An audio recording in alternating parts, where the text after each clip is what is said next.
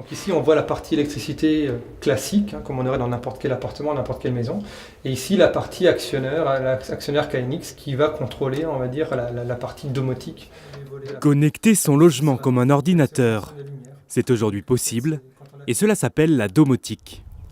Dans cet immeuble, les 8 logements T2 à T4 sont entièrement équipés de domotique, un outil du quotidien, pratique et adaptable. On pourra, si une personne a des besoins, ajouter en fait un contrôle vocal, allumer la lumière dans le salon, éteindre la lumière dans le salon. On a aussi des boutons d'arrêt généraux au bord du lit, on coupe toutes les lumières, on n'est pas obligé de faire le tour de tous les interrupteurs. Donc tout ça permet d'améliorer le quotidien, autant pour les valides que pour les personnes qui sont un peu plus âgées.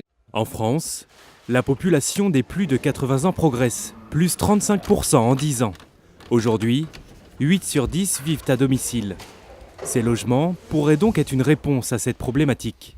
Un choix qui a un coût pour l'investisseur. C'est un investissement beaucoup plus conséquent, on est sur du 20%, 20 à 25% en termes d'électricité, mais c'est un pari sur l'avenir.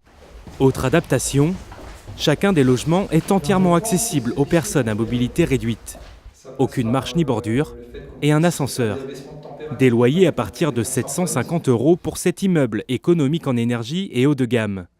Autre anticipation des usages à venir, la voiture. On a aussi parié sur la future mobilité des personnes, c'est-à-dire que les garages, on a prévu dans le futur de pouvoir électrifier pour mettre des prises électriques. Un dispositif qui répond aux souhaits du gouvernement qui veut interdire les voitures tout essence ou diesel d'ici 2040.